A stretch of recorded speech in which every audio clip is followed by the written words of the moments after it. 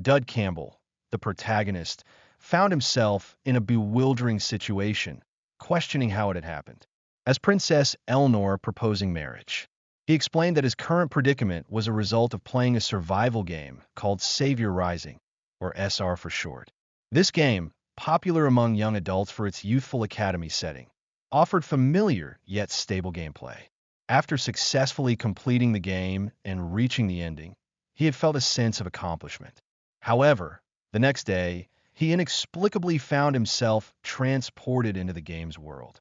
He emphasized that he wasn't particularly attached to the game or its protagonist. He had become Dud Campbell, a no-name Viscount's heir and a minor character within the game's world. The Campbell Viscounty was primarily known for farming, a detail barely mentioned in SR's feature film. The story of a Viscount's son entering the Imperial Academy was one that flipped the world upside down. As Dud prepared to leave for El Fonte Academy, his father, with tears in his eyes, bid him farewell, urging him not to cause any trouble. El Fonte was known as a gathering place for all the Empire's noble children. His father's best advice for his low-ranking son was to avoid attracting attention, a sentiment Dud readily echoed, though with a markedly different internal intention. His stats were presented, showing only F. The main quest was presented: enter the academy and get appointed to a class. Since El Fonte Academy, which he was about to enter, was destined to fall into chaos due to the villain's actions, Dud resolved to prioritize his own survival, doing his best to remain unnoticed and maintain below-average grades. He mused on the typical protagonist, who would usually handle everything on their own, understanding that not drawing attention was a loner's best course of action. His academy life had officially begun. However, from the very start, things went awry. He found himself, to his dismay, sharing a carriage with Elnor Elinorize, La Tristan, the final boss of the game's world. In the game scenarios, Elnor and the protagonist fought constantly, her sanity crumbling until a dormant gray demon devoured her body, transforming her into a formidable foe that only the fully developed protagonist could defeat. Elnor, noticing his discomfort, suggested he might need a doctor, though he insisted he was fine.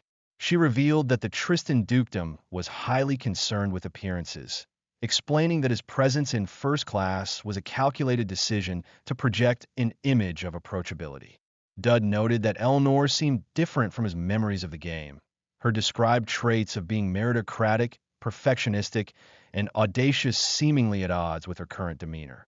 He feigned disinterest in her explanation, prompting a surprised reaction from Elnor, who wondered if he'd heard negative rumors about her. She pressed him, curious about his perception of her, given her reputation for strictness. Dud, attempting to deflect, admitted he'd heard many things. He reaffirmed his intention to remain an extra, uninvolved and inconspicuous. The scenery outside the carriage was magnificent, though marred by falling boulders, a clear sign of trouble. Dud, reacting swiftly, called student council president and repelled the attack. He used a magical artifact, a necklace, identified as armor recognition and creation for adult skeletons, which Heelways wore. Dud, realizing his vulnerability with his all-F stats, instinctively moved closer to Elnor, seeking the protection of her armor. She coughed. He felt heavy. He apologized, acknowledging that she had saved him. Elnor, seemingly flustered, accepted his gratitude, remarking that it was her first time being approached so forwardly by a man. He has the intention of using her armor. Elnor then asked for his name, a question that made him uneasy, sensing that future encounters were inevitable.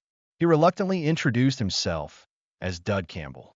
Elnor promised to remember him and repay him later, a declaration that marked him as having gained a villain's interest. He received the skills Desperate Survival and Deadly Charm, the conditions for a special gift having been met. The train from El Fonte was under attack. Thankfully, due to special security measures, there were few casualties. The Czech passengers prepared to depart, their carriages lining up before the academy. Dud reflected on his newly acquired Deadly Charm skill, which increased his chances of attracting those with evil traits. This was a significant problem, as the Campbell Viscounty was a cheerful place with few, if any, individuals with such traits. Of course, the gift wasn't unlocked. The desperate survival skill, which increased stats in times of need, seemed more useful, though he questioned the value of deadly charm. He noted the connection between evil traits and the game's characters. Those included a warrior who goes crazy for a fight, a mentally deranged sword god who cuts down anyone, a violent assassin who kills anyone if paid, a genius mage whose senses are dull to everything. Dud realized there were annoying humans. Nevertheless, it was important to him to gain survival skills. The unknown rank of his skills puzzled him, a phenomenon even he, a veteran player of SR, had never encountered. A psych assessment was requested. Dud made his way towards the academy. Despite the unfortunate incident, the freshmen were welcomed, with a speech declaring them incredible. An official inquired about Dud riding with Princess Tristan, pointing out his status as a Viscount son with no connections, and an alumnus of El Fonte from a no-name noble family. He began to wonder if the boulder attack on the carriage, carrying so many, was truly a coincidence.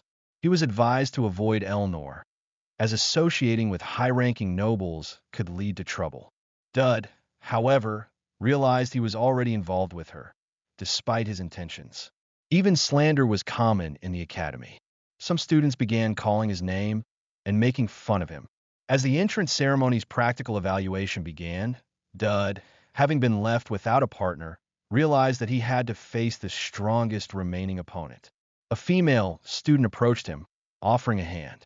She introduced herself as Elia Crixinax, the world's best genius of the game, and the future savior, the protagonist of Savior Rising. Elia Crixinax, the world's greatest genius, offered Dud her assistance, though he nervously insisted he was fine. She was also revealed to be the main character of Savior Rising. Dud, facing the protagonist of the game he'd been thrust into, wondered if he was doomed. News of Count Crichton and Marquis Galantier's arrival reached the other students. One student questioned Elia Crixinax's sanity. Another student expressed a willingness to talk Elnor Stolp forward. She inquired about the whereabouts of other students. Elnor explains she dealt with them. She excuses herself, citing a prior matter to address with the student. A flashback revealed the aftermath of the train attack, where a dozen or so individuals were confirmed dead. Elnor explained that the boulders were intended to kill her, disguised as an accident.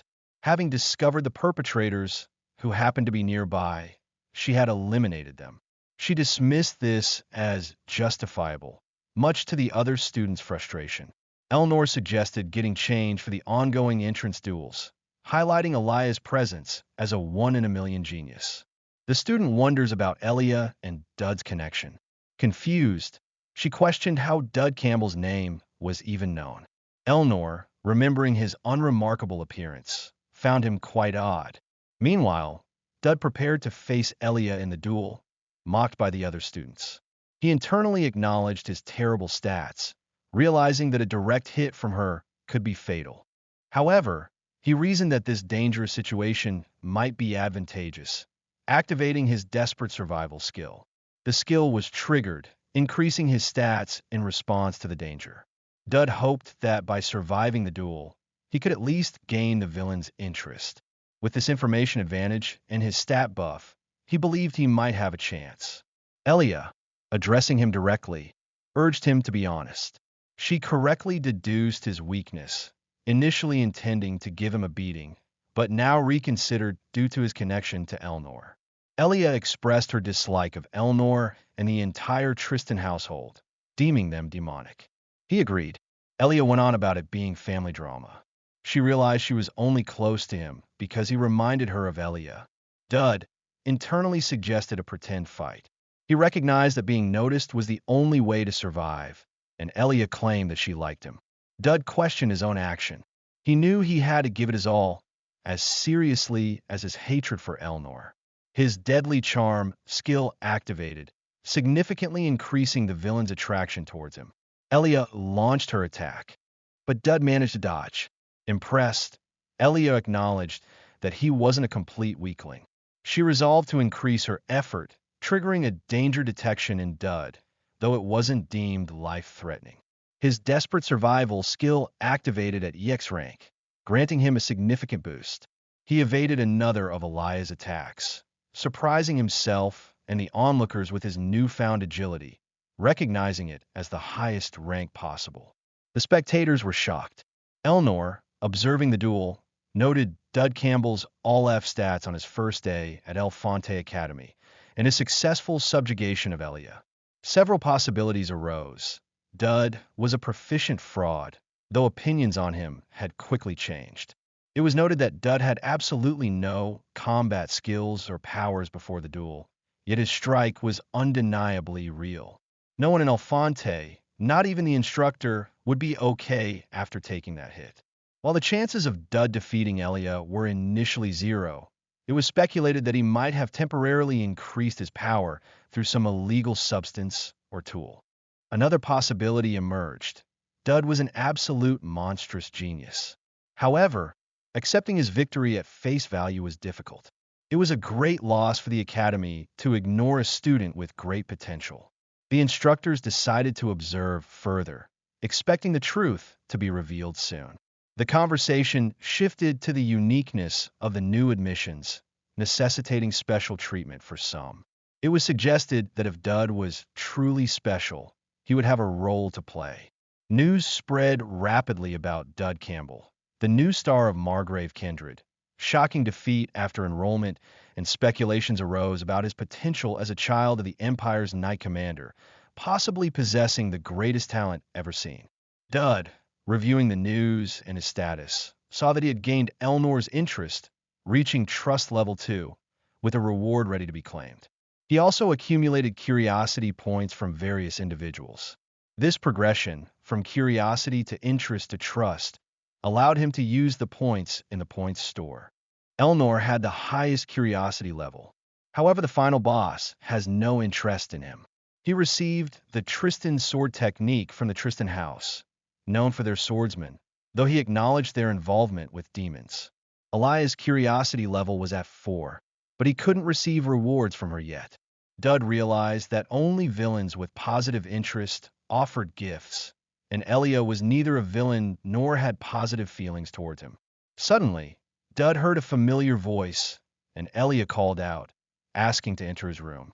Dud, hoping she would leave if he remained quiet, found his hopes dashed when Elia announced she knew he was inside.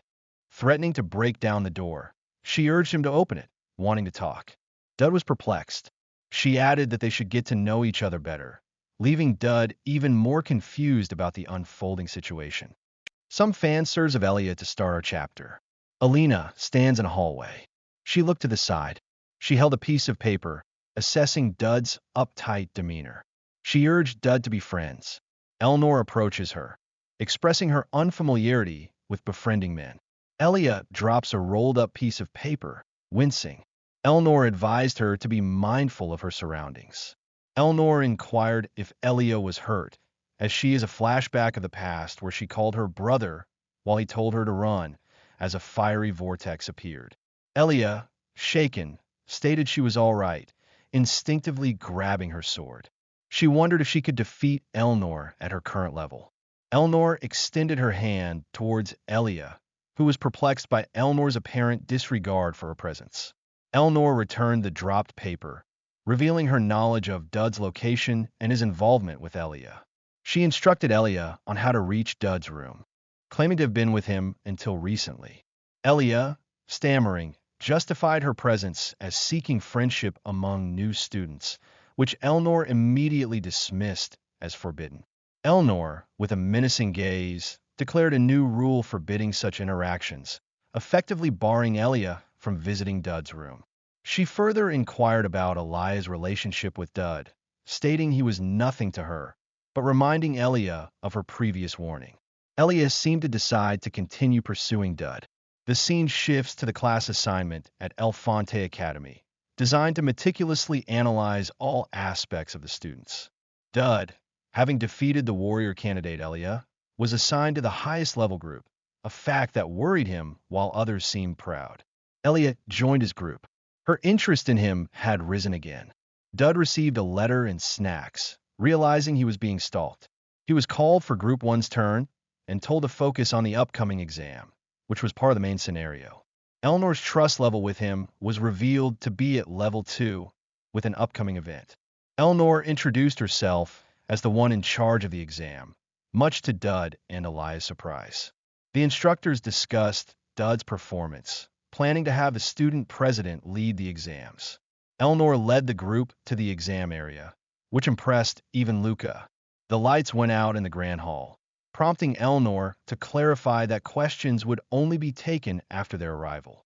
The entrance was sealed, and the power went out. Dud realized it was a trap, not a test, with an Elnor event in effect, focused on an assassination attempt on her. Elnor assured everyone that they would take care of it. Dud recognized the individuals present as members of the main character's party, who were supposed to meet for the first time in this scenario. He understood that everyone in the room was important to the story. Dud suggested moving to the central hall, a larger area with equipment and rescue supplies, making it easier to defend against ambushes. He, Elia, and the president were not the only ones present and aware of the danger. Dud volunteered to go to a separate location, claiming it was necessary, though Elia questioned his choice of a spot far from the central hall. He couldn't reveal his true reasons yet, but promised to explain later. Elnor accepted his actions. Dud proceeded alone, potentially undermining Elia's credibility and hiding until the event ended. He planned to spend time in a quiet corner, as the assassination target was Elnor, and he wouldn't be noticed. A voice called out to him. The voice asked Dud to help a sinister figure appeared behind him, triggering a danger detection. The priestess approached Elia. She was concerned about Dud's safety if he were left alone. Elia, surrounded by a threatening group, maintained that Dud likely had a plan, yet the air was thick with impending danger. Elnor's gaze was fixed and intense. Footsteps echoed, and it was reported that the advance party had already been eliminated by Elnor, described as a devilish woman. A sinister figure, the assassin, remarked that such a situation wouldn't have occurred if they weren't present, adding that even someone like Dud had been easily deceived. The assassin moved forward. He pointed out the equipment room directly ahead, explaining that a professional assassin could determine someone's skill level simply by observing their movements. He concluded that Dud was a complete novice, and his plan was to amuse himself before killing Dud, taking his body, and then assassinating Lady Tristan. Dud turned to confront the danger. The assassin, his disguise now discarded, prepared to inflict his twisted reward. Dud expressed relief, acknowledging the assassin as Hazmed. The assassin, momentarily thrown off balance, realized that he could have been in serious danger had his opponent been stronger. Dud launched his own attack, and the assassin noted the familiar walking style and even the rhinitis, recognizing Dud from a previous encounter. Hazmed was left bewildered by Dud's words. He still considered Dud weak and planned to eliminate him swiftly. Dud skillfully blocked the assassin's weapon. The scene changed. The assassin was shown impaled on multiple weapons. The perspective shifted again, depicting Elia and her group engaged in combat with numerous adversaries. Elia directed Palkas to immobilize their foes with ice, her thoughts turning to Elnor's situation. Elnor, with precise and deadly swordsmanship, swiftly dealt with her attackers. One of her opponents was left severely injured, coughing blood. Elnor interrogated a wounded attacker, threatening him with further violence if he didn't reveal whether more assassins were present. The wounded attacker identified himself as one of Hazmed of the Crescent Moon minions. Elnor continued her interrogation, demanding to know if the assassin was in the building or nearby. The injured man, unable to provide an answer, was struck down. Elnor delivered another brutal blow. He gasped, admitting that Dud had come with him. Elnor, fueled by the attempt on her life, questioned the assassin's motives. She explained that Hazmed of the Crescent Moon was a shape-shifting assassin who could impersonate anyone he killed, and asked who the easiest target in the current building would be. Elia's expression shifted as she realized the implications. It was surmised that Dud had intentionally acted as bait to draw out the strongest enemy, prompting questions about his actions and Elnor's relentless interest. Elnor insisted that she and Dud had no relationship. Elia remained unconvinced. The assassin was described. Hazmed questioned. Dud evaded another of Hazm's attacks. Dud successfully executed the Tristan sword technique, his proficiency with the skill increasing. A sigh of relief escaped Dud. Hazmed, recognizing the sword technique, realized he had underestimated Dud. Hazmed, now of understanding he'd been lured, questioned Dud's true identity. Dud's deadly charm activated, the villain now impressed by the intricacy of Dud's plan. Hazmed was lured by the game. Dud clearly stated his intention not to kill Hazmed. He wanted the word spread that approaching Lady Tristan was dangerous, using Hazm's near-death experience as a warning. His aim was to prevent the release of Elnor's Grey Demon, eliminating the threat before it could manifest. Hazmed, smirking, wondered what would happen if he returned. Dud, with a confident air, challenged Hazmed to try again, vowing to protect Elnor. Hazmed, subtly probing, questioned Dud's attachment to Lady Tristan, then prompted for a simple affirmation. Elnor's deadly charm activated once more, her favorability towards Dud increasing dramatically. Dud was caught by surprise. The increase continued.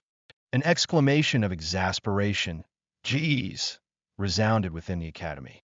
Brownie, Elnor's assistant, lay collapsed on a desk, overwhelmed by paperwork and the recent chaos. She expressed understanding for the Chancellor's anger, but questioned the immediate demand to track down the organizer of the attack, especially with a mountain of existing work. Elnor noted the internal disarray within the academy. Brownie confirmed the existence of a spy, deducing this from the route and timing of the assassination attempt. Elnor acknowledged that political maneuvers against her were commonplace, but she found this second, highly determined attempt particularly concerning. Brownie agreed, sensing something different about this incident, and predicted that whoever was responsible would undoubtedly act again. She added that the individuals who had been with Elia were all commemorated, even though every one of them had been subdued without any casualties. The core of the problem, Brownie pointed out, was Dud Campbell, the only one lacking any record of commendation. She stressed there was no logical reason for this omission, and the lack of explanation was unsettling. It was as if he was deliberately attempting to avoid the academic team's notice. Elnor paused, her expression thoughtful. Brownie, in a slightly teasing tone, said, "I wonder." Elnor was not amused. Brownie, startled and thrown back by Elnor's reaction, exclaimed in pain and confusion. Elnor, remaining calm and collected, questioned the meaning of Brownie's earlier outburst. Brownie, flustered, explained that she'd been distracted and unable to focus, adding that if Elnor didn't reveal her interest, she wouldn't be able to help. She then stated a growing suspicion about someone specific. When Elnor inquired who, Brownie hesitantly mentioned Dud Campbell. Elnor was silent. Brownie, surprised, initially questioned Elnor's interest in a country bumpkin, but immediately backtracked, realizing her mistake. She nervously added she did not know who caught her attention, and that she fears Archduke Tristan's reaction. Elnor firmly denied any such interest. She clarified that regardless of Dud's treatment, suspicions would naturally arise, and she needed to conduct a test. She believed that close monitoring would provide the necessary answers. Dud, presented with a document, was informed that his class assignment was being withheld due to the academic team's ongoing project to optimize results. He expressed a lack of anticipation, feeling as though he'd been relegated to an obscure class and disregarded. He questioned this exclusion, reasoning that according to the rules, he should be in the special class alongside Elia's group. A notification appeared, confirming the completion of the first main quest. His information was updated, revealing the next main quest: resolve the incident that will occur during the freshman reception ceremony. The reward for completion was listed as exclusive equipment material. The freshman reception ceremony was detailed as the event determining the protagonist's class, encompassing roles such as archer, warrior, mage, and priest. Class specialization would be determined by individual focus, and Dud, similar to Elia, would choose the sword, leading to a strength-centered build. The only problem was shown. Elnor's character information displayed a temporary increase in affection, with a special event possible upon a further change. Similarly, Elia's character information indicated a potential shift in affection. Dud realized that the final boss, the protagonist, and the main quest events were all coinciding, strongly suggesting an impending major event. A notification announced the acquisition of Elnor's gift reward, one skill duplication pass, granting him the ability to copy one of a target's skills. Dud was stunned by this power, realizing he could potentially copy the final boss's abilities. He reflected that it would be a waste to use this now. He considered that Elnor, much like the protagonist Elia, was a character capable of growth, acquiring powerful cheat skills later. He saw no reason, therefore, to use skill duplication immediately. He resolved to prepare for the event scheduled to occur in 3 days. He was confident, knowing something that would significantly improve his chances of survival. Dud was standing before an old equipment warehouse. He expressed satisfaction with the points store, having obtained items like a haste potion, a shadow mask, and catwalk shoes. After circumventing the security measures, he'd reached a location known to experienced SR players as a prime treasure farming spot. He reached out, and with some exertion, retrieved a vitality recovery biscuit, which promised unparalleled stamina restoration. He acknowledged the advertisement-like description, but confirmed its actual effectiveness. He then began to search through a collection of items.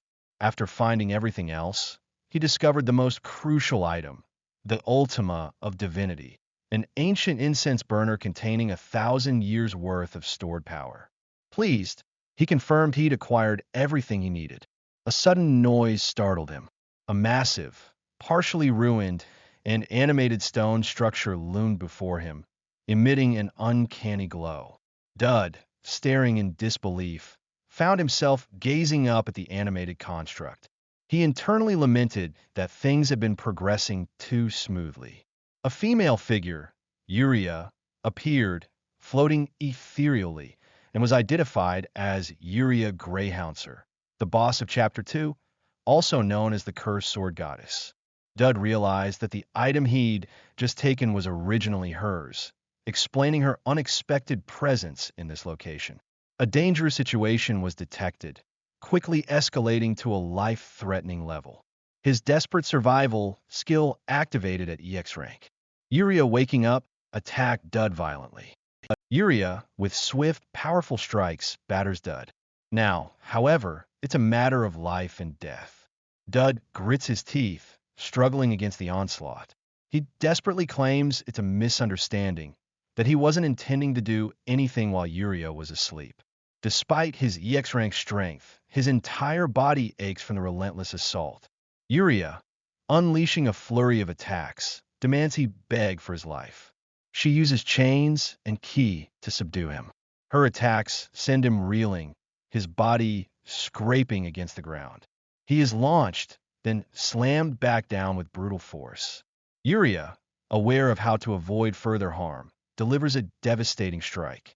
Dud manages to deflect the blow, albeit with visible strain and pain. A description highlights Yuria's curse, a radius of 3.5 steps within which any enemy is defeated, but in return, she cannot take a single step forward. A glowing question challenges Dud, wondering, "Can you take a step forward?" Yuria counters, stating there's no way he can escape. A close look at her face.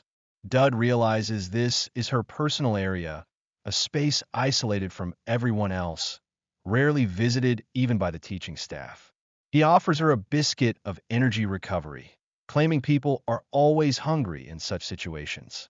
Yuria scoffs, declaring she won't fall for such simple tricks, and questions his attempt to bribe her with food. Dud, in a playful, almost childish manner, chases after her with the biscuit. He insists it was a mistake and that one can't communicate effectively with a hungry person. Dud reflects on his near-death experience. Yuria, now also eating a biscuit, questions his presence and identity. He tries to avoid admitting he came to steal, but can't bring himself to lie. Yuria presses him, mentioning that someone she knows asked her to look after him. Dud is surprised. He realizes that it's unlikely he would have encountered Yuria so early in the game's timeline, and leaving things could be useful in the future. Dud mentions her sister is doing well in the Holy Empire. Dud, relieved, expresses his need to lie low, promising to return. Yuria explains she's originally from the Holy Empire, hiding in Elfonte due to the Holy Emperor's actions. Her sword, a notoriously evil item, is the binding vessel, subjecting her to a 3-step curse. Dud muses that it's probably safe to tell Yuria, the last of her family. He empathizes with her hardship. A flashback shows various academy locations. A professor announces the upcoming freshman reception ceremony, and a group of students is lectured on the academy's history and structure. The professor highlights the event as a tutorial for gathering information about the world. A student, Housemaster Ophelia. She is well known for her Void Zone. A character describes the Void Zone, a restricted area where punishment is certain. It's described as the remnant of a historical war between heaven and hell. This is where God's messengers and empowered warriors bound the demons. Despite the passage of hundreds of years, the clashes between death energies and divine energies continue, making it a critical area should the demons break free. The Holy Empire, the Tribal Alliance, and the Empire have created the Golden Triangle to monitor the situation, which includes El Fonte and other academies. Housemaster Ophelia approaches, asking if they can get closer for a look. The professor allows them to stay at the edge of the Seraph's protective barrier, assuring their safety within it. The housemaster states that from here the group is to split, have lunch, and reconvene. Dud decided that he is doing something else. A group gathers behind the barrier, with angels, known for flipping mountains and drying oceans, and a seraph above them, having created the barrier. The group plans to have lunch there. Dud, attempting to be discreet, tries to eat further away from everyone. Ophelia stops him, warning him not to wander off, as his classmates are talking about him. A student with blonde hair scoffs at his newfound cockiness and dismiss him. Preparations are complete, involving a powdered unicorn horn, a phoenix feather, and a coralberry fan. Dud, eager, prepares to use the Ultima of Divinity, a portable thurible. He explains that it allows him to reach beings that normal people cannot even dream of reaching. Dud stands before a radiant expanse, the culmination of his efforts with the Ultima of Divinity. A scene unfolds with workers, angelic beings among them, flattening the ground. Someone questions where the Allied forces are. It's revealed the Jirian guys were mistakenly blamed, and they were simply digging, not flattening. The ground is described as incredibly hard. The angels question Dud's, a mere human, presence. One observer notes Dud has been quietly watching for a while, preferring his silence to his interruptions. An angel, seemingly frustrated, asks why the other angel stopped digging. Dud, through a proxy, insists he's working, and then claims a frog emerged, urging the angels to spread out rather than dig deeper. Loudspeakers blare in the background. A truck arrives, delivering holy mud bricks, and the angels are instructed to unload them. One angel questions why he is eating a cloud cracker, while another reminds him to save his energy for driving. They are urged to hurry by one of the angels. The captain reports that the food shipment is delayed due to a vehicle malfunction. Dud breaks his shovel and realizes that the angels are not just descending for any reason. The angels are described as having a military-like hierarchy and chain of command. It's revealed that direct interaction with high-ranking angels is normally impossible until much later in the game, after Chapter 2. Dud, however, knows what they want, something simple and basic. Dud sets up a picnic with various boxed meals, impressing the angels. An observer notes Dud's hearty appetite and wonders what he brought. The angel overseeing the work rebukes the others, reminding them they haven't met the conditions to descend and should focus on moving bricks. Dud offers the angels food, advising them to eat before continuing work to avoid exhaustion. The offering transmission is complete. Dud gives a cupcake to the boss angel. The angels are granted a 10-minute break. Dud asks if there are any sweet rolls, and he's told there's steak, too. He is seen as a surprisingly sensible. The head angel sits and states that the laws of this world differ. Dud asks that his request be met. The angel is impressed by Dud's directness, accepting the offering without negotiation, much to Dud's surprise, as he had prepared numerous negotiation cards. An angel wonders why Dud isn't valued, and the head angel acknowledges insight. The angel recognizes Dud's potential and his valuable, undeveloped ability, suggesting investment in it. The trait is suggested as loved by evil. A female figure appears, proclaiming that the gift Dud possesses is far stronger than he realizes, though its effectiveness depends on him. She attributes his situation to being caught by a cruel yet friendly monster. Dud is annoyed, and he thinks about survival and strategy. The observing angel sees Dud as a great man in the making, unconcerned by his presence. Dud receives a blessing. A higher-ranking angel questions why Dud is being told about such things, and Dud claims that is almost done. The higher rank believes in Dud's. Dud sits on a prepared mat, having finished his interaction with the angels. He reflects on the situation, noting it's an angel's warning, and he'll consider it carefully, driven by his desire to survive. The Ultima of Divinity is upgraded to C+, with skills like Asceticism, temporarily converting mana to stats, and Protective Shield, creating a barrier. Dud acknowledges the useful blessings. He understands the importance of the Constitution stat for survivability and plans to utilize the skills, especially given his desperate survival ability. He recognizes the significance of evolution. He notes his good fortune in receiving such an item so early. The problem, however, is using mana, a pipe dream for someone without a relevant trait. Dud realizes this is why he came to this place, as ignoring instructions isn't his specialty. He overhears a conversation about forming teams of two. The instructor wonders about Dud's partner. Dud confidently states that his partner will arrive soon. Dud asserts his partner isn't popular and should arrive according to the story. Elia greets Dud, identifying the location as the Monster Research Department. Dud admits he initially didn't want to involve himself with the protagonist, but changed his mind after the angel's advice. He expresses a desire to get to know Elia better, asking if it's still acceptable. Elia wonders. Elia remembers her first interaction with Dud to ask to be his friend, and remembers what Elnor and a companion discussed the forbidden nature of dating between freshmen, questioning Dud's actions. As she asserts that she and Dud have nothing going on, Elia is amused by Dud's make Elnor jealous strategy. The scene opens with a view of the Academy mock dungeon, a large, imposing structure. A shadowy figure, likely a subordinate, expresses concern to Master Dud about the upcoming challenge. Elia, standing beside Dud, reassures him, asking for his trust and reminding him of their supposed friendship. Though she pointedly recalls his attempt to attack her when they first met, a fact she admits she was also responsible for. Dud, seemingly taking charge, instructs Elia to follow his lead if she wants to be friends. He gives a countdown, 9 o'clock, 3 in total, triggering a monstrous wolf's appearance and a surprise reaction from Elia. Elia, in mid-combat with the wolf, is further alarmed when Dud shouts that 2 more creatures are approaching from the ceiling. These creatures are revealed to be bat-like, with stitched-up faces and glowing red eyes.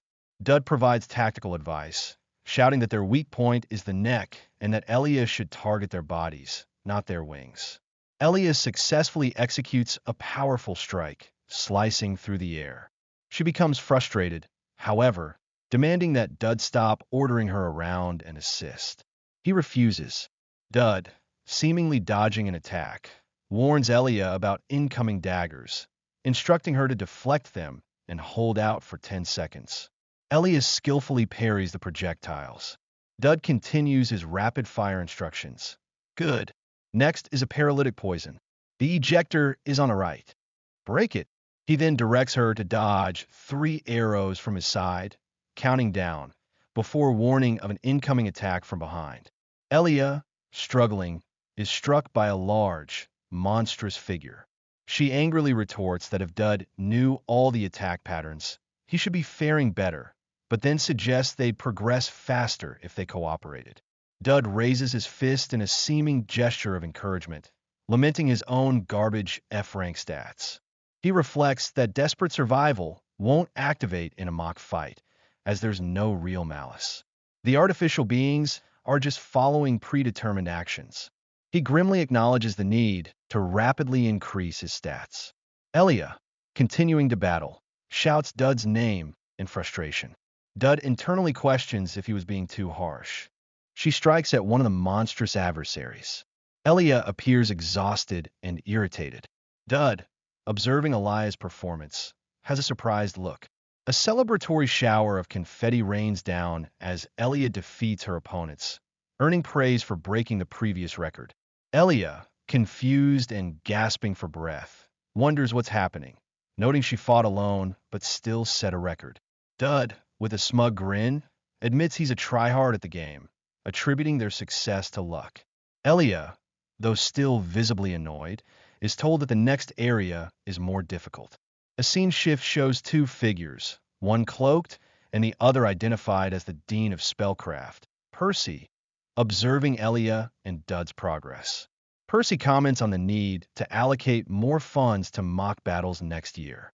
Conrad, another character, confirms the mock dungeon was designed by the department.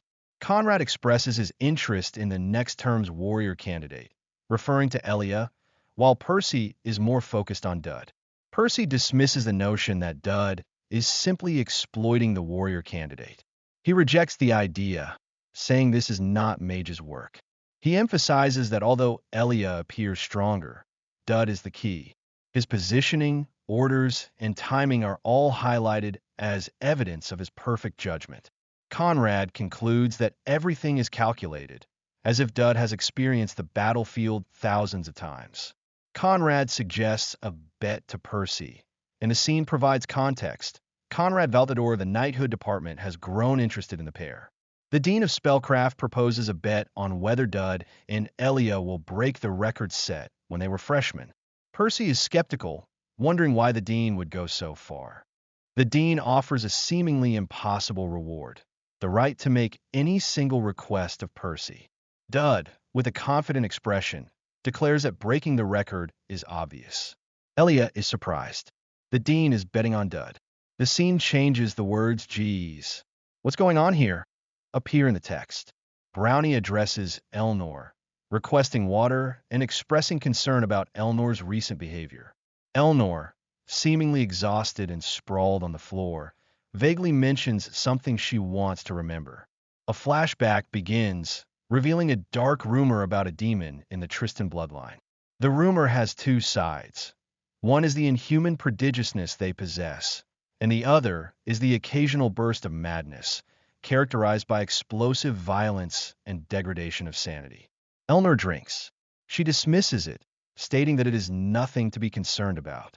Brownie reminds her of the immediate report information. Brownie relays information from a junior, stating that Dud Campbell is currently with the next term's warrior candidate. Elnor identifies the warrior candidate as Elia Crixinax, the girl who fought Dud. She deduces that they're paired up, likely because the mock battle requires teams of two. Elnor finds it. She breaths. She concludes with a command, "Take me there," even though Brownie had told her there's not such a big deal. Dud, holding his sword, is questioned by Elia about his plans. He acknowledges her skill, but questions whether it's worth challenging the all-time record, to which he confidently affirms. Elia, taken aback, comments on his self-confidence and asks if he has a good reason for this endeavor. Dud explains that it's easier to aim for weak spots due to the artificial monster's consistent movement patterns, a detail he can't reveal to her. So, he told her because she is with him. Meanwhile, Conrad and Percy discuss the upcoming adjustment to the mock dungeon's difficulty for the final section, noting that higher difficulty settings grant bonus points. Percy advocates for setting it to the highest difficulty, much to Conrad's disbelief, as it approaches the danger of real combat and could potentially lead to fatalities. Conrad, however, agrees to meet Dud's implied demand. Elia, nervous, is reassured by Dud that it's already spilled water, implying it's too late to turn back. Percy expresses disbelief at Conrad's decision, reminding him of a similar situation with the last freshman group.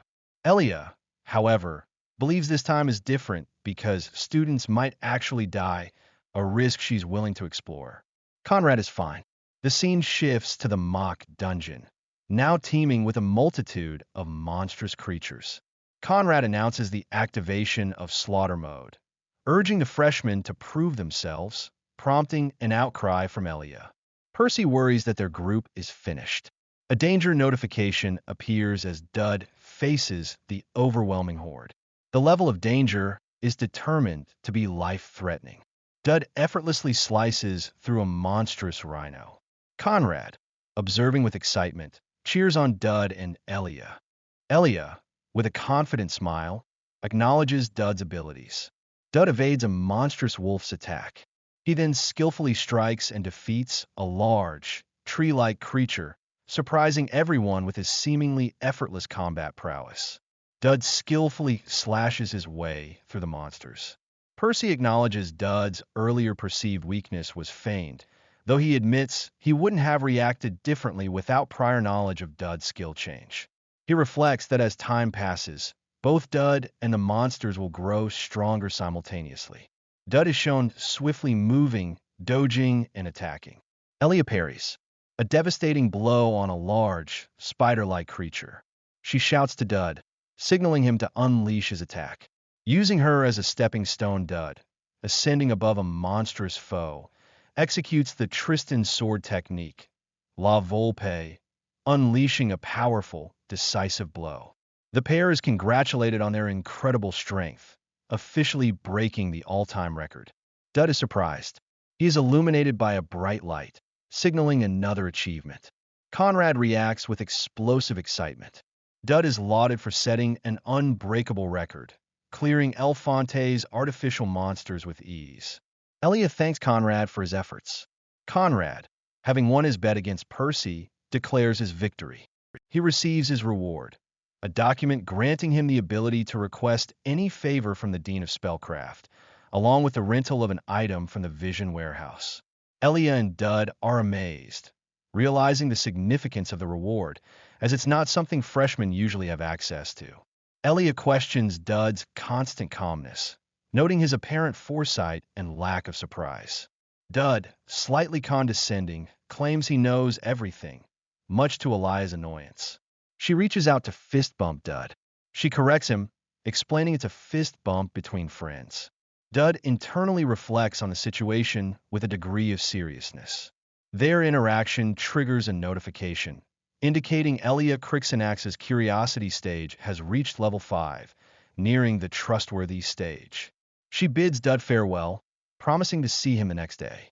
Dud internally reflects on her, uncertain whether she's friendly or simply strange, a sentiment he shares. Elnor suddenly appears, addressing Dud. Elnor, with a pointed gaze, asks Dud if he likes that freshman, referring to Elia. Dud, startled, clarifies that Elia is not his girlfriend, and it is obvious, and since desperate survival hasn't been activating, and Elia shows no intention of harming him. Elnor states she'll only repeat herself once. Dud, agitated and on edge, feels the need to respond as a danger notification appears. Elnor asks a question, which Dud nervously attempts to answer. He mentions training with Elia. Elnor's sudden change in demeanor confuses Dud. He angrily rebukes Elnor, calling her an idiot for suggesting their relationship. She playfully wonders if he's missed her. Dud, confused by her sudden shift in attitude, stammers, prompting Elnor to confirm her statement. She rationalizes her actions by reminding Dud that she saved him on the train, suggesting a bond of friendship. Dud, bewildered, struggles to understand Elnor's intentions and the priority listing she mentions. Elnor hands Dud a sealed letter, assuring him not to worry as she's giving it to him personally. Dud, perplexed, wonders if it's a love letter or a challenge, noting that such an event didn't occur in the original story. Elnor states that she wanted to give it to him tomorrow. She instructs him to open it when he's alone and then departs. Dud, now alone with the letter, considers his options. He initially thinks he shouldn't have opened it, realizing Elnor wants him to become her partner. He remembers the upcoming freshman welcome party and that partnering with Elnor isn't inherently problematic. It's simply time-consuming. The real concern is the penalty for rejecting her offer, which could lower her affection and potentially turn her hostile. Dud, contemplating his dilemma, is interrupted by Elia, who catches on quickly, deducing that he's received another partner request. She presents him with a similar letter, marked with a bear seal. Dud, overwhelmed and flustered, struggles to explain the situation, emphasizing that he almost died and that someone else is also presenting him with a request. Elia, with a sly smile, claims she made up her mind during the mock battle and intends to thank Dud for the rules the student president made. She urges him to read the letter, leaping from a height in a playful manner. Dud, exasperated, wonders at the abundance of strange characters in this world. He suspects Elia's letter is another partner request, possibly a challenge. He considers Elia's mention of a surprise. He thinks about Elnor, and Elia, bathed in fiery light, intensifies Dud's anxiety. It's a partner request, as they are shown together. This situation, with both the final boss and the main character vying for his partnership, deviates significantly from the original story. Dud laments the lack of easier choices. He weighs his options. Partnering with Elnor would paint him as a villain in Elia's eyes, while partnering with Elia would incur Elnor's hostility and potentially lead to his death. Refusing both is equally disastrous. He realizes both women are still in the interested stage, presenting a major problem. He wonders whether to accept both offers. The scene shifts to the freshman welcome party, with students mingling in a grand hall. The hall is crowded with students. Elia, observing the scene, comments on the large number of people, describing it as a pig's pen. She thanks Dud for accompanying her. Dud, showing a hint of annoyance, responds curtly. They walk together. Dud activates Clone Walker, a skill costing 10,000 points, to create a clone with all his buffs. He realizes he had to utilize all of the points. He envisions a double date scenario, understanding the penalty for being caught. He clears his throat nervously, aware of the potential pitfalls of his plan despite the large crowd. He intends to use the cold gentleman persona to manage the situation. As a roar of a monster caught him, a monstrous beast appears, a cage being pulled by horse. Causing chaos, Dud identifies it as a monster from outside, realizing it's an experiment meant to escape and trigger the main event. His priority is survival. He activates Pheromone, a skill intended to influence Elnor and Elia. The pheromone takes effect, confusing Dud. Elnor approaches him. She questions the scent, suspecting he's used something, but dismisses it, claiming the flowers in the area simply smell pleasant. But Elnor finds his reaction funny. Dud flustered from Elnor's reaction. A notification confirms the pheromone's effect on Elnor, who is actively resisting their influence. Dud, panicking, plead for her to stop. Elnor suggests they explore the nearby stalls before the event begins, taking Dud's hand and instructing him to lead the way. Dud, internally, realizes that his clone and Elia should have met by now, and his priority is to prevent them from encountering each other. Elnor hopes that nothing bad occurs. Dud, accompanied by Elnor, suggests visiting a snack stall, and he thinks all his clone and he have to do is to escort them both. He specifically recommends wild boar skewers, knowing Elnor's figure-conscious nature, hoping to subtly reduce the pheromone's effect. Elnor, though, seems to know exactly what he likes, which Dud attributes to coincidence. He coughs, attempting to maintain a distance from her while strategizing. Elnor leads Dud to an accessory stall, wanting to keep Elia away. She picks up a button and suggests he buy something for her. Dud thinks of buying something for Elnor to lower her affection, and he proposes the button. Elnor playfully mentions needing a button for one of her uniforms. They sit down to discuss their majors, with Dud revealing his intention to study theology.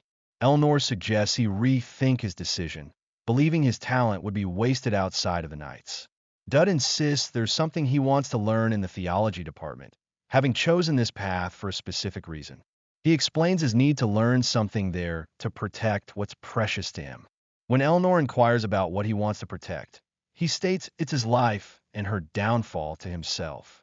He clarifies that holy skills are crucial for his survival and achieving the ending he desires, a goal he's pursued since childhood. He remembers the upcoming secret society incident, where the chapter boss is unusually weak against holy skills. Eleanor, seemingly intrigued, questions his involvement with her, mentioning the Tristan family's curse. She's referring to the curse that turns family members deranged, a condition she believes can only be prevented through mental training. She stares into Dud eyes. She mentions the angel's blessing, a rare occurrence where two archangels bestow a single blessing.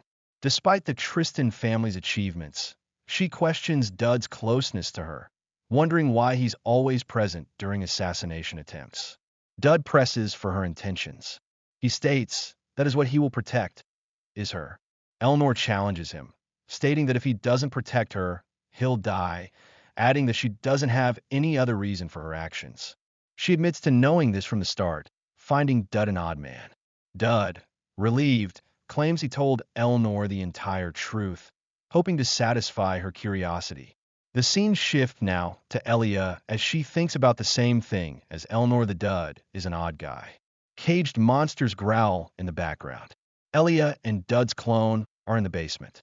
Elia wants to get closer to Dud to learn more about him, unsure of how to deal with men.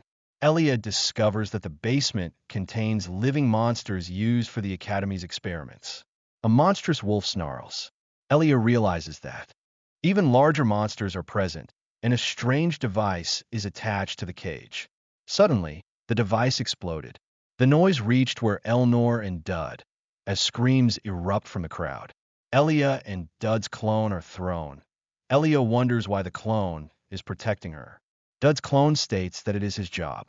Elia, seeing the danger, realizes Dud is protecting her. Two large monstrous creatures with glowing red eyes growl at her. Dud's clone looks at two pipes. Elia states, "Anyways, thank you for protecting me." She stands up, grabs a steel pipe. "Now it is my turn to protect you." A main quest notification appears. Resolve the situation. If too many people die, you will receive a great penalty for the scenario. The reward is listed as exclusive equipment materials. Dud, accompanied by Eleanor, realizes he needs to act, instructing her to find one of the priests. Eleanor hesitates. Scene shifts. Dud recalls his clone. Then he instructs Elia, through him, about the released monsters. Elia, exhausted after handling other escaped monsters, wakes up only with physical exhaustion. Elia realizes she missed one of the larger monsters, the bear from before. Exhausted, Elia decides to take a break, believing the monster is on the first floor and can be stopped quickly. Dud worries about the main scenario and the potential penalty for failure. The scene unfolds with the terrified expressions of onlooking faculty members and other students. They're struggling to hold a barrier against the monstrous onslaught. The monstrous, blue-tongued beast attacks, but those behind the failing barrier. A priest realizes that neither the Chancellor nor Professor Conrad are present, rendering the angel's blessing unusable. Eleanor chastises the priest, criticizing the use of harsh words against the professor, and reminding him that a high-level barrier like the angel's blessing isn't something just anyone can use. The priest explains that the knights should arrive soon, revealing his past attempts to stop experiments with these monsters and criticizing the Tristan family's influence. Eleanor's expression turns surprised. Dud, having snatched a necklace from the priest, declares he'll take care of it and runs towards the battle. The panicked priest demands the return of the stolen item, wondering who this student is. The priest questions Dud's actions, completely unaware of the nature of the blessing. Dud runs determined towards the battle. The Ultima of Divinity combines with the stolen priest's rosary, granting Dud access to asceticism and holy shield. A notification flags a dangerous, life-threatening situation. Desperate survival activates at EX rank as Dud confronts the monstrous bear. A professor calls out to Dud, questioning his reckless charge. Dud uses asceticism, converting all additional stats into Constitution. He then activates Holy Barrier, creating a protective shield against the beast's attacks. Dud braces himself against the impact. Faculty members are astonished, recognizing the angel's blessing and questioning how a mere student could utilize it. Dud is knocked back by the monster's relentless strikes. Elnor is surprised by the events. She is not surprised anymore by his action. She had often seen him hide his true potential. The priest cannot comprehend how the monster isn't able to break what he considers a simple barrier, realizing that the student, Dud, is projecting it. Elnor looks at the shocked face. Elia apologizes, acknowledging that the priest was useless. Elia stumbles, revealing she had just come up from the basement, exhausted. Elnor tells Elia to disregard the situation with Dud. Elnor comments on Elia's condition. She questions how Dud, who isn't even a battle priest and supposedly needs 10 years of training, can wield such holy energy. She internally recalls her own past statement.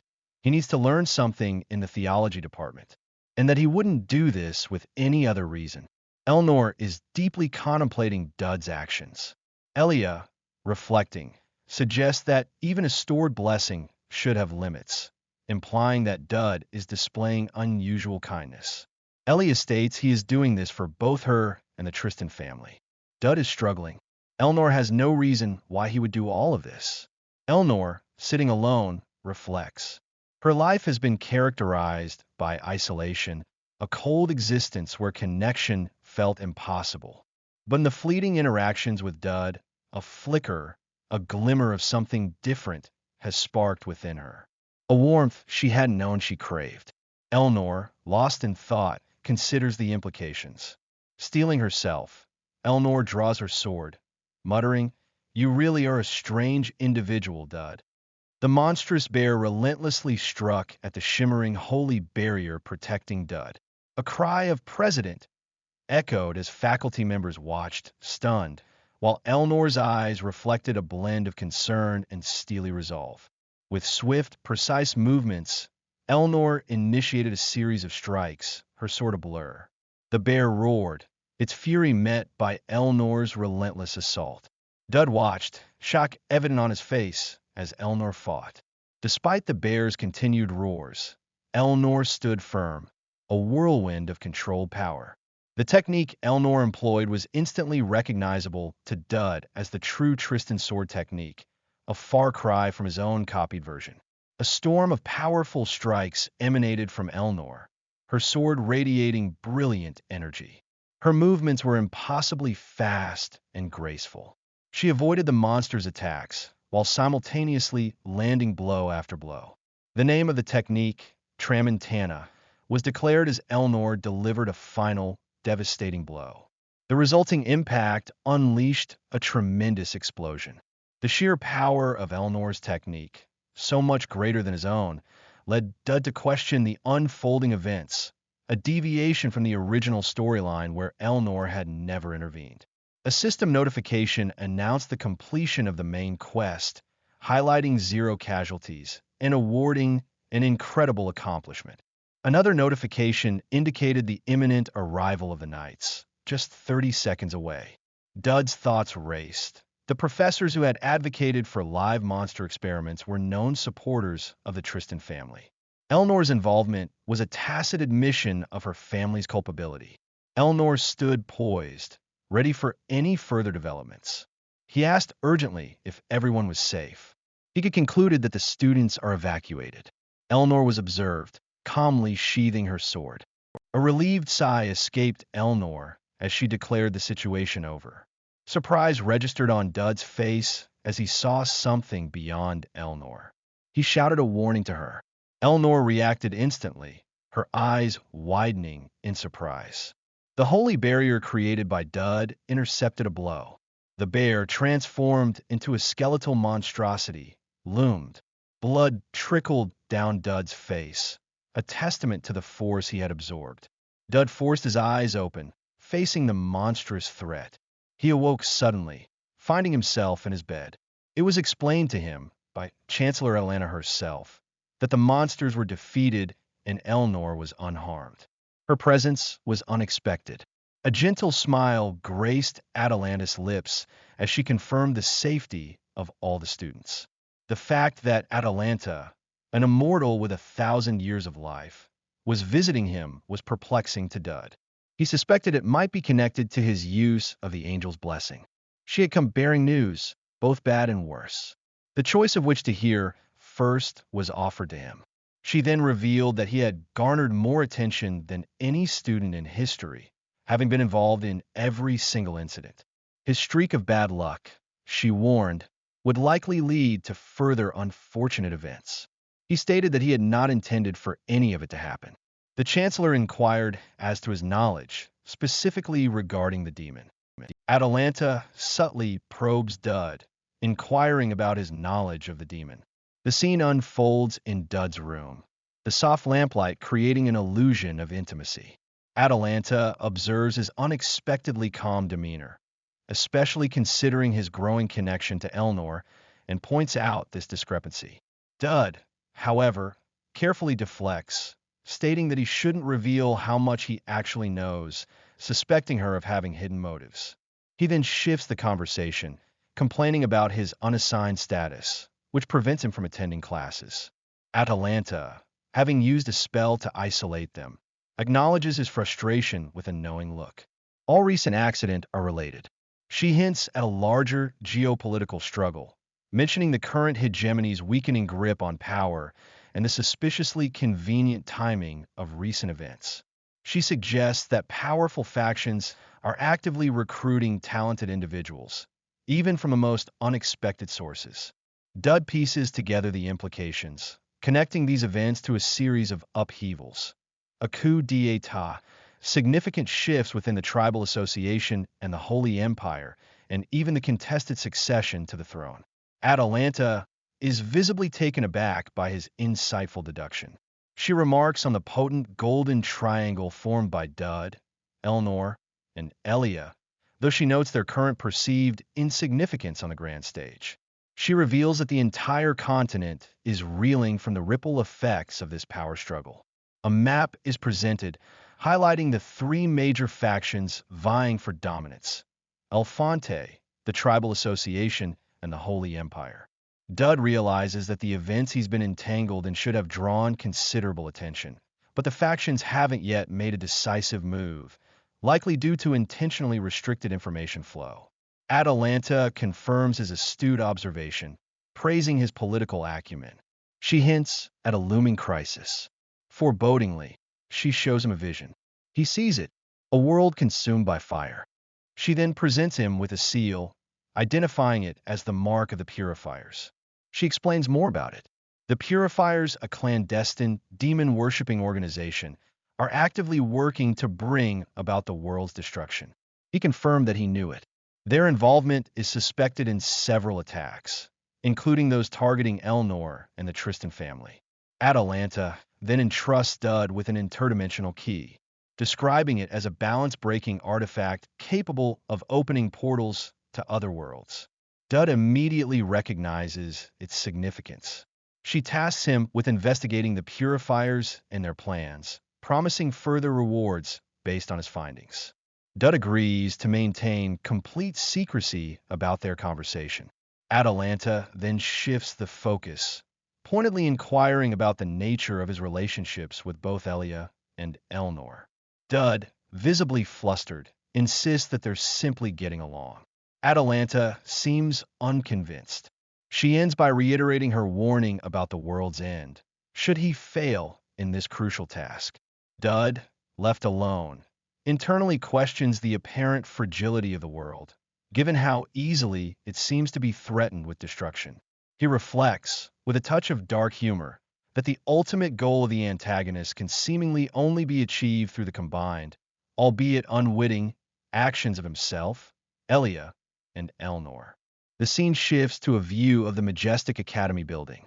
Dud begins to seriously contemplate the implications of the interdimensional key. He mentally acknowledges that obtaining such an item should have been impossible for a player at his current stage, strongly suggesting a fundamental disruption of the game's intended main scenario. He is found by someone. Conrad finds Dud in the hallway. Conrad is here for him. Conrad, noting Dud's currently unassigned status, informs him of a temporary assignment. He presents Dud with an official document detailing the assignment. Starting the next day, Dud will be attending classes alongside both Eleanor and Elia. Dud is visibly stunned by this unexpected development. The chapter closes with a sense of foreboding, as Dud is now thrust into an even more complicated situation, caught between two powerful and potentially volatile individuals, with the fate of the world hanging precariously in the balance.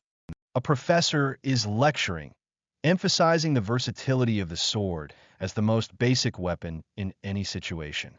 Eleanor interrupts, posing a question about dealing with obstacles, referencing a previous discussion. She further challenges the practicality of the theoretical knowledge being presented, suggesting it wouldn't be useful in a real battle. The professor is visibly flustered by the interruption. He defends his lecture, pointing out that even a skilled knight can be defeated by a ranged weapon, and stressing the importance of training in complementary skills like archery or throwing techniques.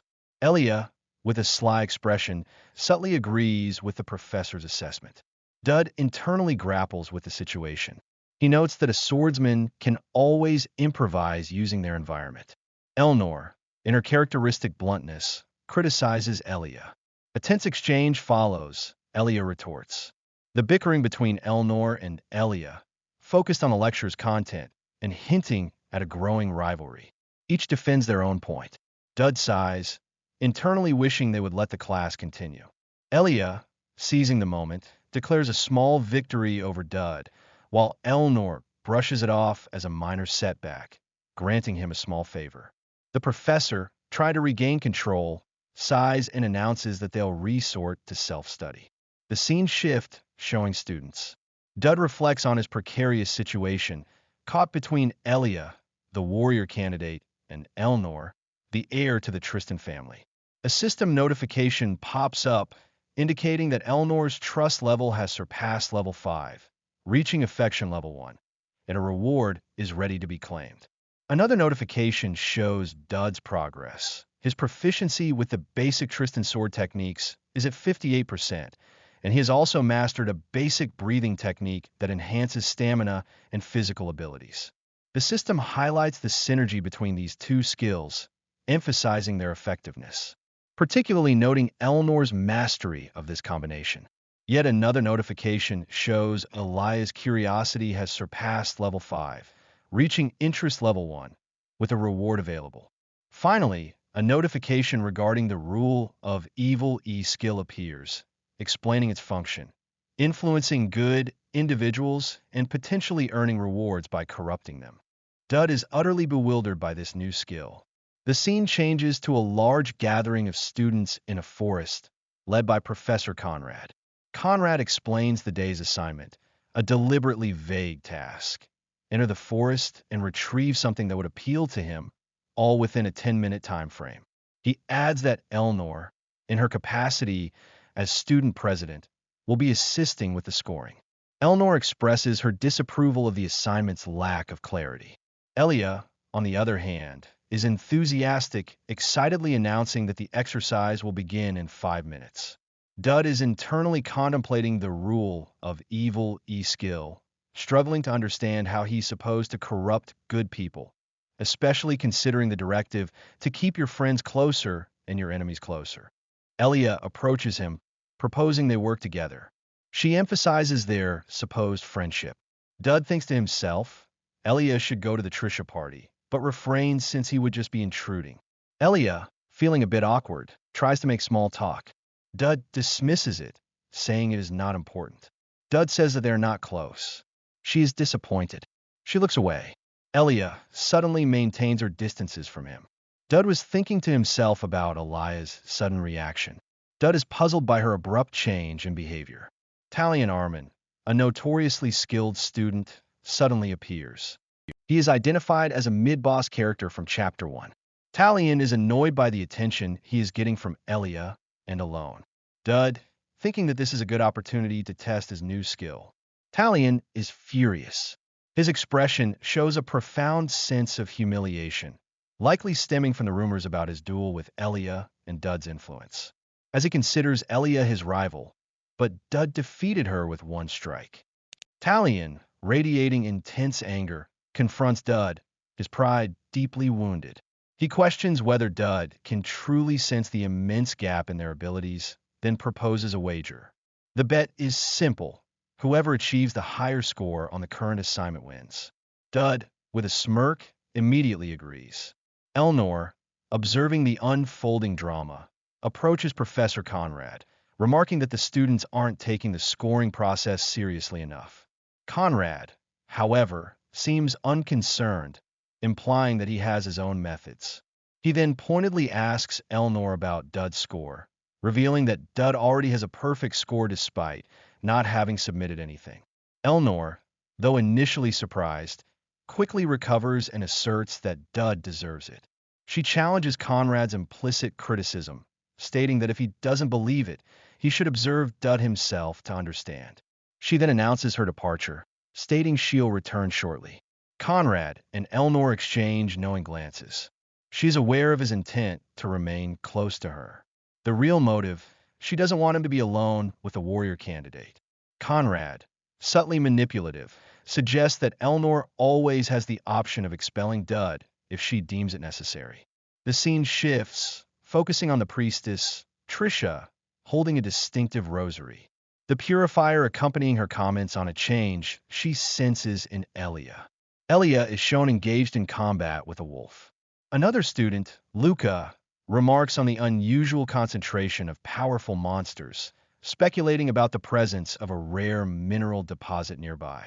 Luca pragmatically suggests they focus on collecting gems to avoid a failing grade.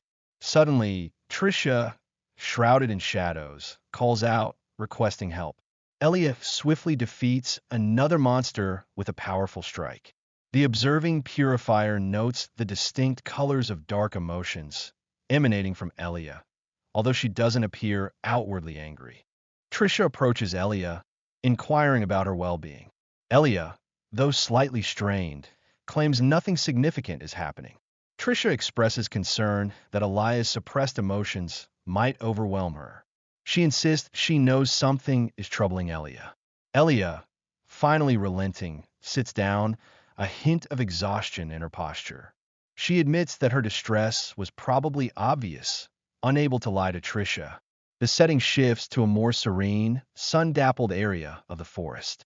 Trisha begins to subtly manipulate Elia, advising her to create distance between herself and Dud. She questions if her intention is good. Elia is confused. Trisha points out the potential for social repercussions if Elia, the warrior candidate, is seen associating with someone of Dud's lower social standing. Elia, however, misinterprets Trisha's veiled warnings, believing that Dud's actions are motivated by a desire to protect her reputation and prevent misunderstandings. She expresses her belief that Dud genuinely considers her a friend. The leaves rustle in the wind. Meanwhile, Dud is shown sprinting through the forest, clearly fleeing. System notifications flood his vision. Talion's rage has reached its peak. Dud has inflicted lasting shame, and his negative influence has solidified. Talion, consumed by fury, is hot on his heels, vowing to kill him. Dud is struck repeatedly by Talion's attacks. Dud's speed increases. Talion is furious that Dud is taking credit after he had weakened the monster. Dud desperately tries to reason with Talion, shouting for him to stop. Talion pauses his attacks, halting mid-stride. Dud, ever the opportunist, sarcastically proposes they split the rewards from the assignment. This further enrages Talion, who unleashes a devastating, screen-filling attack. He shouts the name of his skill, Mille Éclair, as energy crackles around his spear. Dud is visibly shocked by the sheer power of the impending blow. Just as the attack is about to connect, Elia appears in a burst of speed and light, intercepting the blow. She stands protectively in front of Dud, firmly telling Talion to stay away from her friend. Elia steps between Dud and the enraged Talion, a fierce protectiveness in her eyes, declaring that he should keep his hands off her friend. Talion, momentarily stunned, recognizes Elia as the warrior candidate, realizing it's their first encounter since the monster outbreak. He greets her. Elia swiftly moves, positioning herself as a shield between Talion and Dud, and firmly corrects Talion's earlier misjudgment, stating, "You're wrong." Dud, standing behind Elia, is bewildered, internally questioning where she suddenly came from. Elia, with a pointed look at Talion, asks, "What? Dud?" She pointedly questions if Talion was bothering her friend. Talion falters, trying to deny the accusation, but Elia interrupts him with a swift, powerful kick. He cries out, sent sprawling by the unexpected attack. Elia, her stance unwavering, declares she won't listen to any of his excuses. Talion, still on the ground, questions why someone as skilled as Elia would defend someone like Dud, implying he's beneath her concern. Dud is shocked. Elia retorts, "If you want to take another one-hit knockout." Talion is enraged, while Dud is stunned. He quickly drops. Defeated and humiliated, Talion apologizes to Dud, promising not to approach him without permission. Elia, her anger subsiding, attempts to smooth things over, suggesting they all try to get along. With the confrontation resolved, Elia and Dud stand together. Elia's protective stance a clear indication of her newfound resolve. Dud, still processing the whirlwind of events, starts to think about the situation. He then realizes it's time to focus on the original task, getting graded for the assignment. He addresses Trisha. Dud recognizes Trisha as Elia's friend. Trisha was the one to asking Dud. Trisha, with a knowing look, senses there might be trouble brewing. She asks him about Elia. She remarks on Dud's seeming ability to manipulate Elia into fighting Talion, a situation that would usually be avoided through dialogue. Dud is visibly astonished by this observation. He is shocked of what is he seeing. The observing student complains, and Conrad is tired of all of this. Dud approaches Conrad, ready to be graded for his efforts. Dud presents Conrad with a large bag filled with meticulously chosen ingredients, explaining that he took his time to ensure their quality. Conrad, impressed, awards him a perfect score, placing him in first place.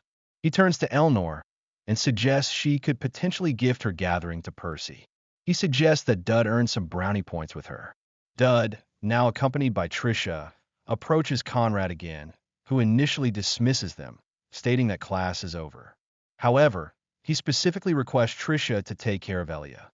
Trisha subtly hints that Dud's connection with Elia is a potential cause for concern, worrying that it might escalate into a larger problem. Dud, starting to walk away, assures her he'll do his best to manage the situation. Trisha, invoking a purifying spell, issues a stern warning to Dud: stay away from Elia or face dire consequences. She is mindful Elia is in danger. The scene shifts to the spellcraft department. Dud approaches Percy, the goddess of spellcraft, intending to use the wish granted to him. He states he needs something from her. Percy is not pleased. Dud clarifies that he needs to prepare for the upcoming battle against the Purifier boss. The goddess of spellcraft remains skeptical, questioning his request. A system notification appears, informing Dud that he has received 500 points and a seed of evil as a reward for increasing Elia's affection. The notification explains that the seed of evil can be exchanged for special skills in the point store. Another notification pops up, revealing that both Elia and Talion have received a negative seal, one stack, granting Dud a single-use activation of the Rule of Evil skill.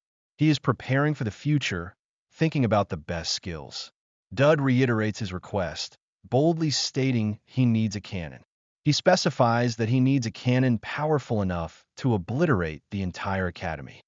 Dud reiterates his audacious request to Percy, the goddess of spellcraft. He requires a cannon. Not just any cannon, but one possessing enough destructive power to completely obliterate the entire academy. Percy stares at him, utterly dumbfounded. She rises from her chair, her voice laced with incredulity, demanding to know where he intends to deploy such a devastating weapon. Dud calmly presents a formal document, reminding her of their agreement. She was bound to fulfill any ordinary requests.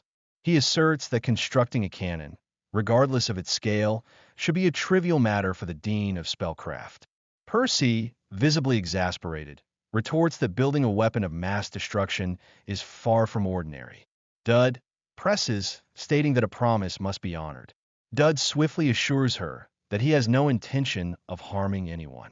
He explains that he needs to neutralize a specific target with a single, decisive strike before it escalates into an unmanageable threat. This explanation, rather than alleviating her concerns, only serves to heighten Percy's anxiety. With a weary sigh, she concedes that he probably has his reasons, however outlandish they may seem. Acknowledging his assistance during the recent monster outbreak, and bound by her word, she agrees to construct the cannon. Dud expresses his gratitude. Percy, muttering under her breath, remarks that not only does the Chancellor allow Dud to have a harem, she thinks he will save the world. She gets distracted. She tries to calm down. Dud seizes the opportunity to bring up another matter. He reminds her of the separate promise made to both him and Elia regarding a gifted item from the Vision Warehouse. Dud explains that, with the cannon approved, they now require the necessary materials for its construction. These materials, he states, can be obtained using the interdimensional key. The scene shifts, showing a figure, cloaked and highlighted against a golden sunset, walking away. A man with a distinguished air and using a cane, Galder a river back, approaches Dud. He addresses Dud by name, his tone courteous. Dud confirms his identity. Galdera introduces himself as the director of the Purifying House, a charitable foundation. Dud, with thinly veiled cynicism, dismisses the foundation as a thinly veiled money laundering operation. Galdera, who is in reality the chapter boss and leader of the Fury Fire Purifier Cell, mentions he's heard rumors of Dud's valiant efforts in stopping an escaped monster. He praises Dud's actions, acknowledging the exceptional courage and skill required for such a feat. He then extends an invitation to Dud, proposing dinner and conversation. Dud internally notes the stark parallel to the original game storyline, where Galdera was supposed to approach Elia, not him. He questions why Galdera is targeting him, wondering if the game system somehow recognizes him as the main character now. He quickly dismisses the thought as improbable. He politely declines the invitation, saying he'll consider it. Galdera, unfazed, grants him 3 days to decide, specifying the Eyes of Twilight as the meeting place, and assuring Dud he'll be waiting. Dud reiterates that he'll think about it. A business card is shown, advertising the Eyes of Twilight as a luxurious restaurant located just outside the academy grounds. Dud, clutching the card, realizes he cannot escape this pivotal event. He reminds to always stay on guard. He thinks to himself, it isn't impossible to defeat that purifier. She's still not sure. Dud, stealing his resolve, decides to focus on the immediate challenges. He decides he'll worry about the larger implications later. He approaches a door. Elnor is waiting for him. Dud explains that he wanted to discuss something straightforward, implying it wasn't necessary for her to come out. He clears his throat, then, with a hint of nervousness, asks if she has any free time 3 days from now. Brownie, in her role as Elnor's assistant, addresses Elnor, reminding her about overdue library books. She chides Elnor for letting the books collect dust, suggesting she only rents them for their attractive covers. She further teases Elnor, asking if she's going to be responsible for the late fees. Elnor, now addressing Dud, confirms that she can make time, her tone suggesting she believes it's a date between just the two of them. Dud mentions the Eyes of Twilight. Brownie is visibly shocked that he's aware of such a famously romantic location, her composure momentarily. He informs her that he'll meet with her on the agreed-upon day, a subtle excitement in his voice. Elnor's face flushes with a mix of surprise and anticipation. Her usual icy demeanor melts away, revealing a hint of vulnerability as she asks, "Are you buying?" The scene opens with a picturesque landscape of rolling hills and blooming flowers under a bright sky. A voice calls out, "Elia!" But Elia is shown from behind, weeping and pointedly ignoring the call. She sniffles, telling whoever is calling not to talk to her. Her older brother, Caliban, appears. She accuses him of lying, her face stained with tears, despite his apologies.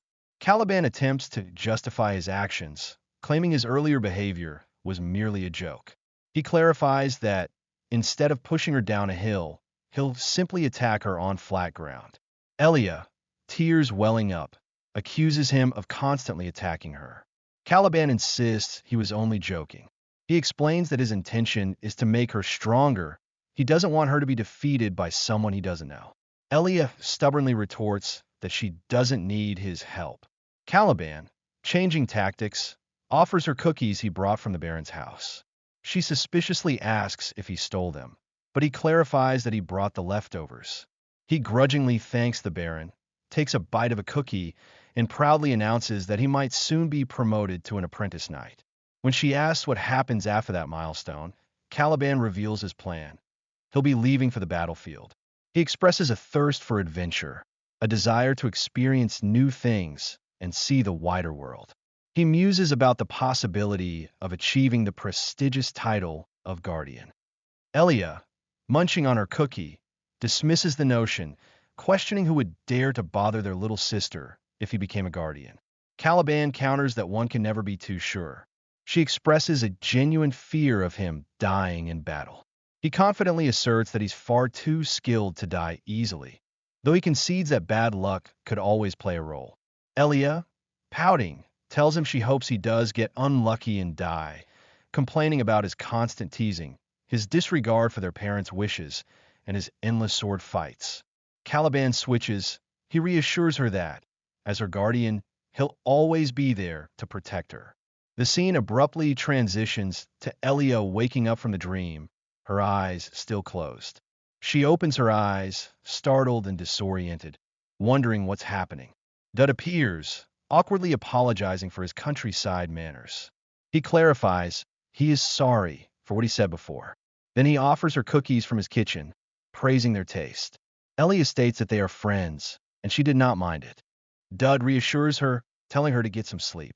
He then changes the subject, urgently asking for her help and requesting that she accompany him somewhere.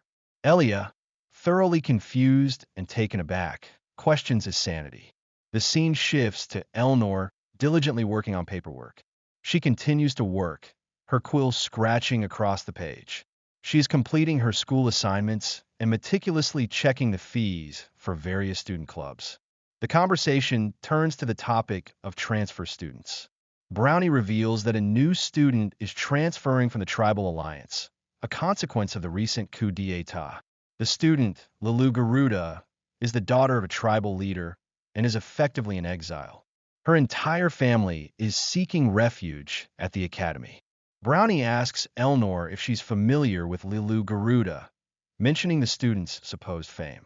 A dynamic image flashes, showing a young woman with long blue hair. Elnor expresses uncertainty. Brownie informs that next semester, a saintess from the Holy Empire will be arriving.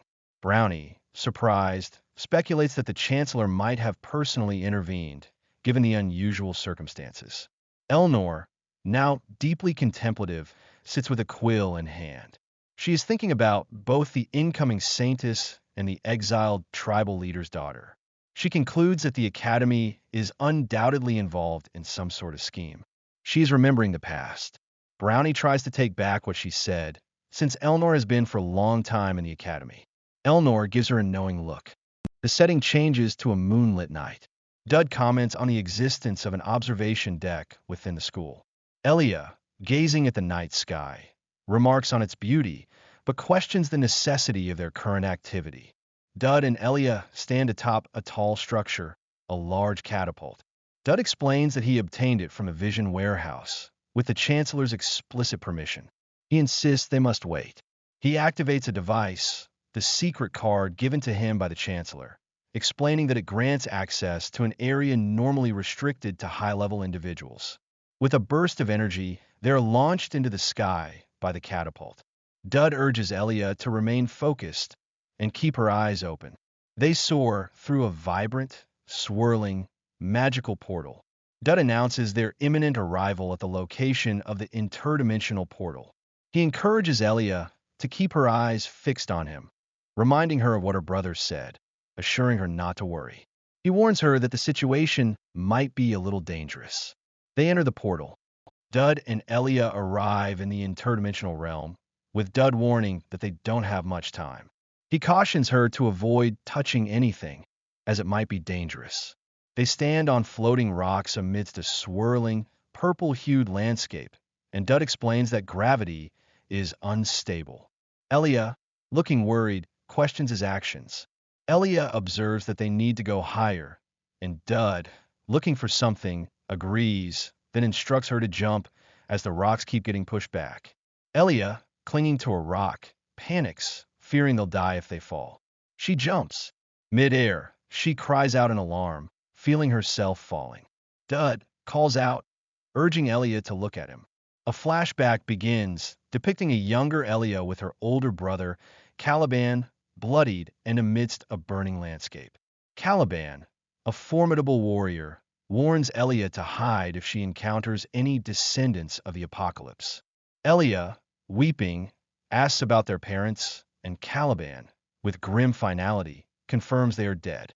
Elia, heartbroken, insists they were the only ones left, questioning what she'll do if he dies too. He starts to tear up. She suggests they flee together. Caliban refuses, reminding her that he's a guardian and her brother, urging her to run as far away as possible. He promises to meet her on the hill they trained on once she's safe. Elia, tears streaming down her face, agrees, promising to calm down, and Caliban tells her to run, assuring her he'll be right behind her. Dud catches Elia's hand, pulling her up. She questions him. He reassures her that she'll get used to the unstable gravity, then points out their goal, the ghost of Gregory's pavilion. They are on the floating island. Dud tells Elia to hold onto a glowing, multicolored object, explaining that they'll need to run a bit before using it. She questions him. Dud excitedly asks if she can see the sky. They free fall together. A monstrous beast with sharp teeth emerges, attempting to devour them. Dud recognizes it as a beast of the interdimensional realm, realizing they need to leave. The creature prepares to attack. Dud instructs Elia to carefully gather everything the beast releases. Overwhelmed by the creature's attack, Elia struggles. The beast fully emerges. Dud boasts that everything is going according to his calculations, perfectly timed with the card's effects. He checks on Elia, asking if she's hurt. He holds her hand. Elia falls to the ground. She is stunned. Dud reveals that this was all part of his plan, a tactic known as early farming for the ghost of Gregory, familiar to an experienced player like him. Elia questions why he didn't inform her they were heading to the interdimensional realm, and he admits he thought she wouldn't follow him. Elia has made a sack for the monster drops. He is surprised and thanks Elia, as he apologizes for not telling her. A system notification appears, indicating that Elia's affection has rapidly increased to interest level 4. Elia moves away, and she is charmed. Dud internally questions why her affection level increased.